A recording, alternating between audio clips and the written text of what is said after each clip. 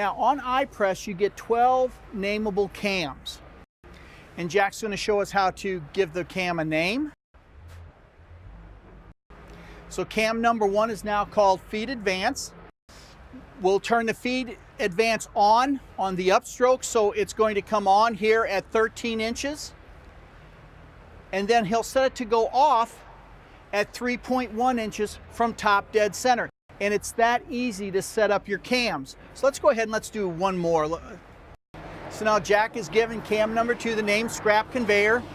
So in this case we've got a scrap conveyor. It's going to come on the downstroke. It would come on at 4.8 inches from top dead center, and it would go off at 13.6 inches from, or 8.1 inches from top dead center on the return stroke. So what you can do by simply pushing this button, I can change where I'm turning my cams on and off. I can change them from upstroke to downstroke.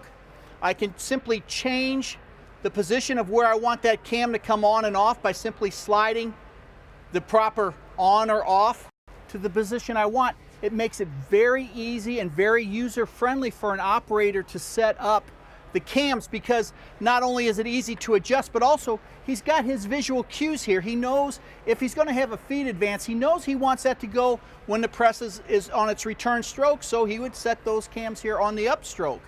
Or if he's got a scrap conveyor, he might set that on the upstroke. He might set an oiler on the downstroke. But what we're doing is we're making it very easy for the operator to set this system up, because it gives him a lot of visual cues to tell him this is what you're doing to the press.